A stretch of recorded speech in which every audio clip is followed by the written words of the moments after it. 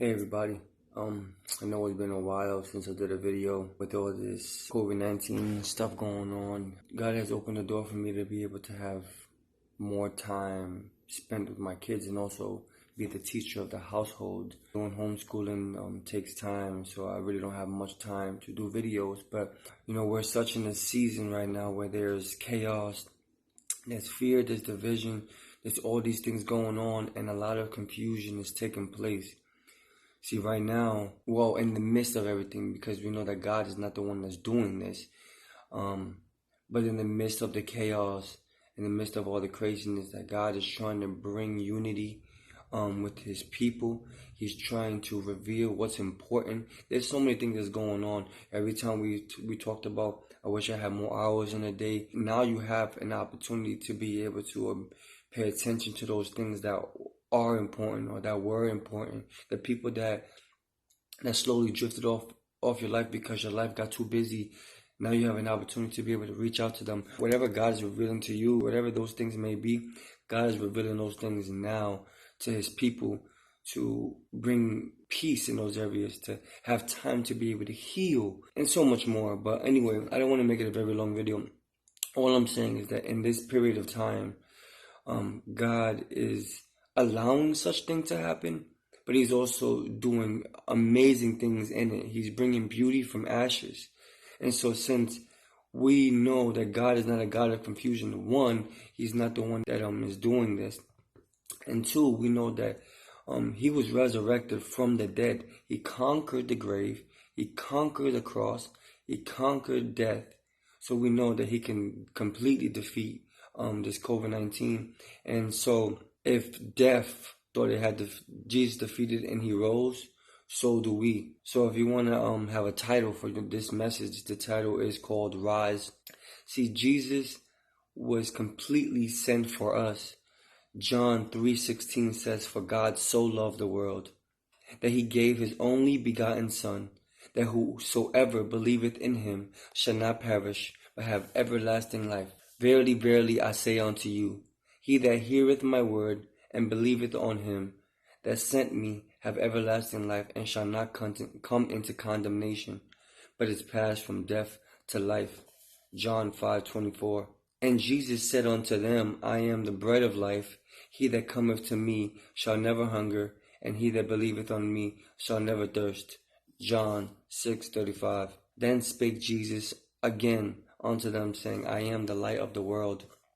He that followeth me shall not walk in darkness, but shall have the light of life.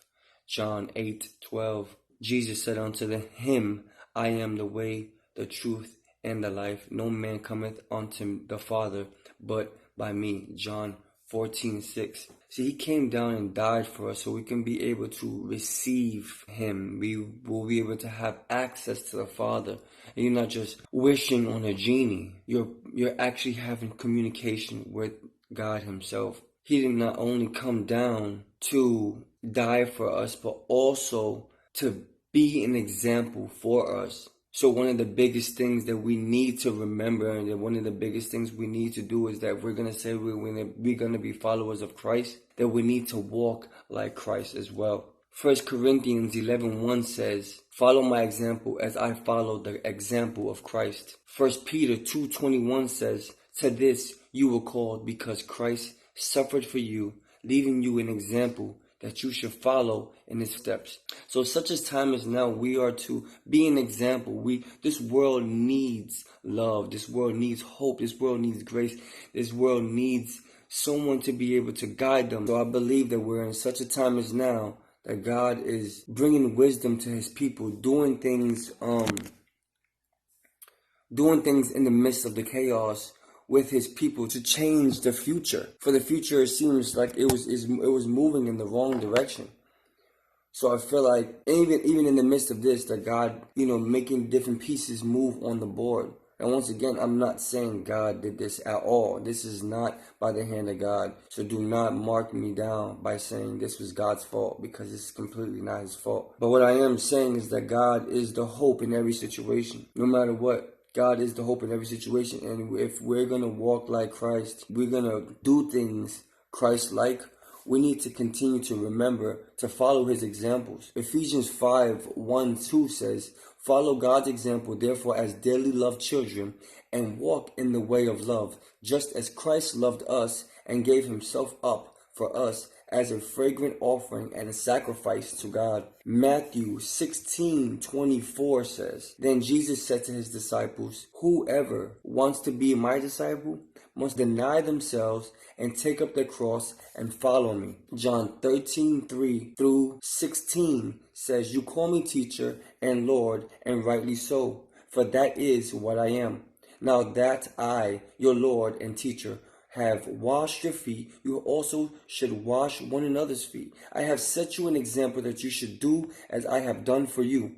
Very truly, I tell you, no servant is greater than his master, nor is a messenger greater than the one who sent him." See, these are all examples that Christ is trying to give to us. Now, one of the biggest things that I can give you a wisdom out of this, out of these scriptures, is that Jesus is trying to clearly say, stop worrying about yourself.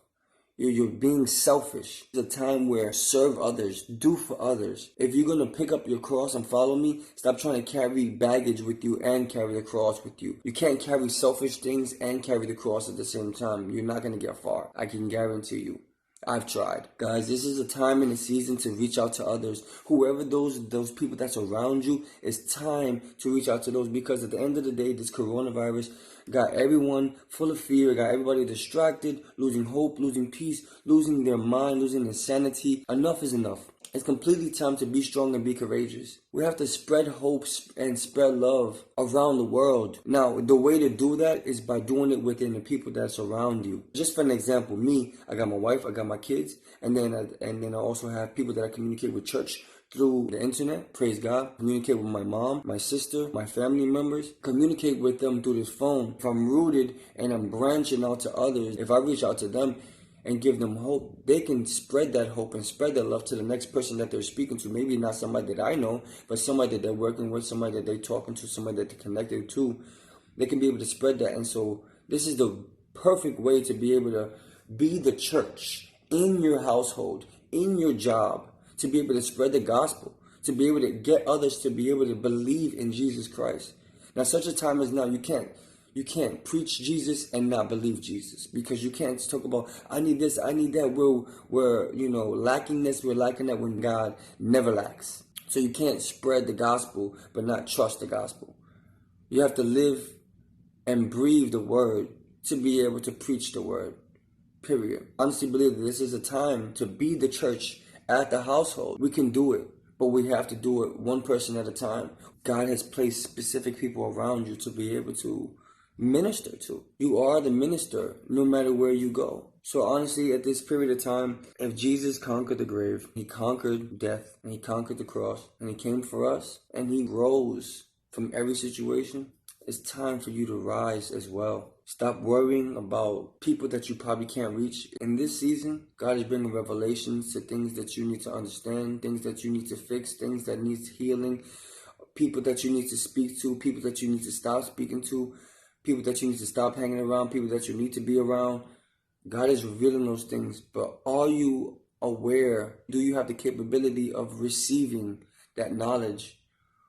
Or are you just too cluttered with your own thoughts? Are you distracting yourself all day? What are you doing with this period of time that everything is shut? Now, once again, let me reiterate, this pandemic is not God's fault. So stop blaming God. But God is bringing beauty from these ashes. So trust and believe that God is trying to speak to you and do things around you. He's trying to allow you to spend more time with your family. He's trying to do beautiful things with you. But do you have the time to pay attention, to realize those things he's trying to show you? That's all I got, guys. I love you. God bless you all. Have a great day.